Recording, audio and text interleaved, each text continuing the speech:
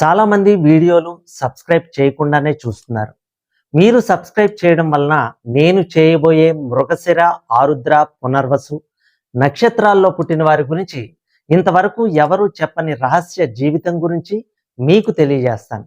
మరి ఆ video notification రావాలంటే మీరు తప్పకుండా సబ్స్క్రైబ్ చేసి ఆల్ అనే ఆప్షన్లో సేవ్ చేయండి.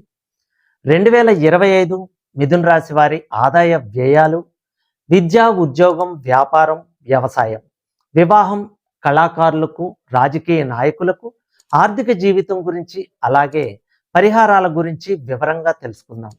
ఈ జాతక ఫలితాలు కేవలం ఒక అవగాహన కోసం మాత్రమే. మనకు ఏ గ్రహాలు అనుకూలంగా ఉన్నాయి, ఏ గ్రహాలు ప్రతికూలంగా ఉన్నాయి అన్న విషయాలు మీ జాతక చక్ర పరిశీలన ద్వారా తెలుస్తుంది. జ్యోతిష్య శాస్త్రం ద్వారా తెలుసుకుని వాటికి తగ్గ పరిహారాలు చేసుకోవడం వలన ఆ చెడు ప్రభావం తగ్గుతుంది. మృగశిర 3-4 పాదాల వారు, ఆరుద్ర 1-2-3-4 పాదాల వారు, పునర్వసు 1-2-3 పాదాల వారు మిథున రాశికి చెంది ఉంటారు. వీరి ఆదాయం 14, వ్యయం 4, అవమానం 2, రాజపూజ్యం 3. ఈ రాశి వారికి గురువు మే 15 నుండి జన్మరాశి యందు సువర్ణమూర్తిగాను, శని సంవత్సరమంతా దశమ స్థానముందు తామ్రమూర్తిగాను సామాన్య ఫలితాలను ఇస్తాయి. రాహుకేతువులు వరుసగా మే 18 నుండి సంవత్సరమంతా భాగ్యమున తృతీయ స్థానములందు లోహమూర్తిగాను సామాన్య ఫలితాలను ఇస్తాయి. ఈ రాశి వారికి జన్మ గురుని సంచారం చేత ఆత్మవిశ్వాసం, ఉత్సాహం పెరుగుతుంది. కొత్త విషయాలు తెలుసుకోవటానికి ఉత్సుకత చూపిస్తారు. విద్యార్థులు కొత్త విషయాల్లో పట్టు సాధిస్తారు. అన్ని రకాల వృత్తుల వారు ఆదాయాన్ని పెంచడానికి ప్రత్యేక పథకాలను అనుసరిస్తారు. ఉద్యోగస్తులకు పదోన్నతి లభిస్తుంది. నిరుద్యోగులకు ఉపాధి అవకాశాలు పెరుగుతాయి. పుత్ర సంతానం, జీవిత భాగస్వామి, తండ్రి, పూర్వీకుల ఆస్తి మొదలైన విషయాలు అనుకూలత కలుగుతుంది. ఆధ్యాత్మికత వెల్లివిరుస్తుంది. జన్మ గురువు చేత మీ స్వభావంలో సహనం మరింత స్థిరత్వాన్ని పెంచుతుంది. ఆర్థిక పరిస్థితి బలంగా ఉంటుంది. ఆదాయ మార్గాలు పెరిగి అవకాశం ఉంది. ఉద్యోగస్తులకు వృత్తి ఉద్యోగాల్లో గుర్తింపు లభిస్తుంది. వ్యాపారంలో విపరీతమైన లాభాలు వచ్చే అవకాశం ఉంది. విద్యార్థులకు విద్యలో విజయం సాధిస్తారు. రాజకీయాలతో సంబంధం ఉన్న వ్యక్తుల సామాజిక ప్రతిష్ట పెరుగుతుంది.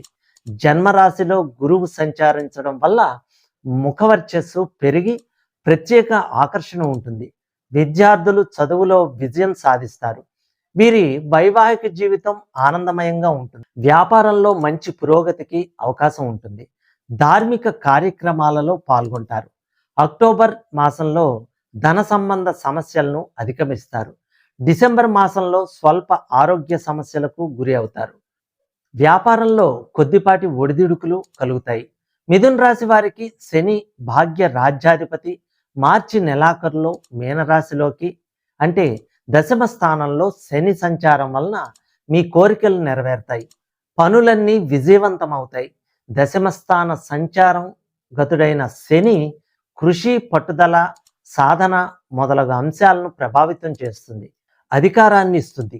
ఖర్చులు తగ్గుతాయి. ఉద్యోగస్తులపై అధికారులకు అండగా ఉండి కట్టుబడి ఉంటాయి. మీ తల్లిదండ్రులు అనారోగ్యానికి గురయ్యే అవకాశం ఉంది. మీరు మీ జీవిత భాగస్వామితో మంచి సంబంధాన్ని కొనసాగించడంపై దృష్టి పెట్టాలి. వారసత్వంగా సంక్రమించవలసిన ఆస్తి మీకు దక్కుతుంది. మాటలు అదుపులో ఉంచుకోవడం మంచిది. వివాదాలకు దూరంగా ఉండటం మంచిది. సంతానానికి వివాహాది శుభయోగాలు కలుగుతున్నాయి. కుటుంబంతో ఆనందంగా గడపగలగడం, తండ్రి తరపు వారితో సంబంధ బాంధవ్యాలు పెంచుకోవడం, తీర్థయాత్రలకు వెళ్ళడం, వ్యాపారస్తులకు భాగస్వామ్య వ్యాపారాలు కలిసి రావడం, ఇటువంటివన్నీ జరిగే అవకాశాలు విపరీతంగా ఉన్నాయి. ఉమ్మడి వ్యాపారాలు కలిసి వస్తాయి. తృతీయ స్థానంలో కేతువు సంచారం అనుకూలంగా ఉంటుంది. ధైర్యం, పరాక్రమం పెరుగుతుంది. మీరు ప్రతి పనిని పూర్తి నిజాయితీతో కష్టపడి చేస్తారు. ధార్మిక కార్యక్రమాల్లో పాల్గొని ఆనందాన్ని అనుభవిస్తారు.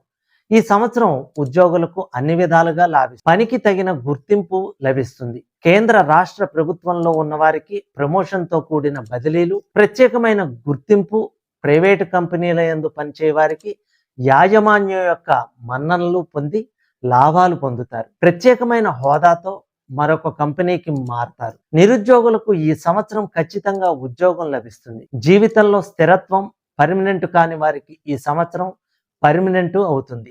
రాజకీయ రంగంలో ఉన్న వారికి ఈ సంవత్సరం అనుకూలంగా ఉంటుంది. ప్రజల్లో మంచి గుర్తింపు లభిస్తుంది.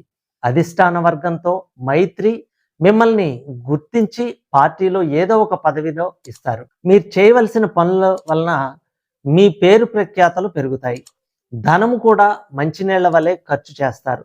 ఏదో ఒక నామినేటెడ్ పదవి లభిస్తుంది. ఎన్నికల్లో పోటీ చేసిన మంచి మెజారిటీతో విజయం సాధిస్తారు. ఈ సంవత్సరం కళాకారులకు గురుబలం అంతంత మాత్రమే. సప్తమ రాజ్యాధిపతి జన్మంలో ఉండటం చేత వీరికి అంత అనుకూలంగా ఉండదు. శ్రమకు తగ్గ ఫలితం ఉండదు. నూతన అవకాశాలు చేజారిపోతాయి.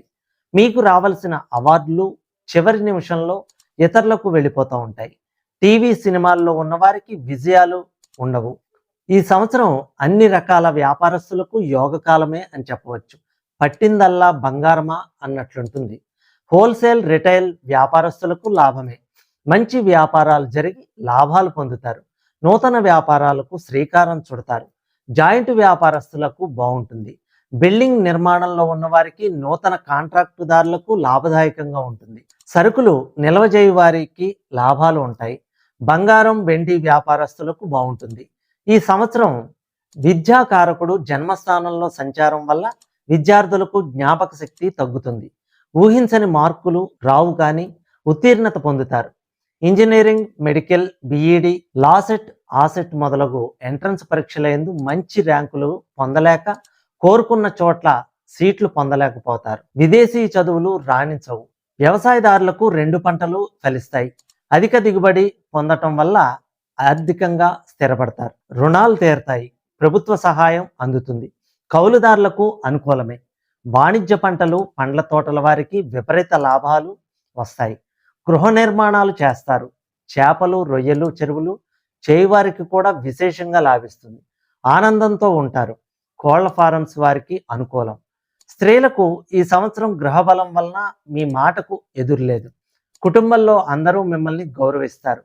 ఉద్యోగాదులు చేయువారికి అధికారుల మన్ననలు, ప్రమోషన్లతో కూడిన బదిలీలు, విలువైన ఆభరణ ప్రాప్తి, స్థిరాస్తి మీ పేరుపై కొనుట. వివాహం కాని స్త్రీలకు ఈ సంవత్సరం ఖచ్చితంగా వివాహం జరుగుతుంది. రాజకీయాల్లో ఉన్నవారికి పదవులు లాభిస్తాయి. గర్భిణీ స్త్రీలకు ఫ్రీ డెలివరీ, పుత్ర సంతాన ప్రాప్తి కలుగుతాయి. గతంలో భార్యాభర్తలు ఎడబాటుగా ఉన్నవారు ఈ సంవత్సరం తప్పక కలుస్తారు. నిరుద్యోగ స్త్రీ పురుషాదులకు ఉద్యోగం లభిస్తుంది. మొత్తం మీద ఈ రాశి స్త్రీ పురుషాదులకు శని, రాహుకేతువుల ప్రభావంచే అన్ని విధాలుగా యోగదాయకంగా సుఖ సంతోషాలతో సంఘంలో మంచి స్థితితో స్థిరత్వం పొందుతారు. చేసుకోవలసిన శాంతులు: ఈ రాశి వారికి నరఘోష, ఇతరుల ఈర్ష్య, అసూయ, ద్వేషం అధికంగా ఉంటుంది. మంగళ శనివారం నియమాలు పాటించి మీకు ఇష్టమైన రోజున మీ గ్రామంలో గల శివాలయంలో రుద్రాభిషేకం చేయించుకుని శ్రీశైలంలో జాగరణ చేయండి. నరఘోష, నవగ్రహ శాంతి యంత్రాలు ధరించినా మంచిది. సర్వేజన సుఖినో భవంతు.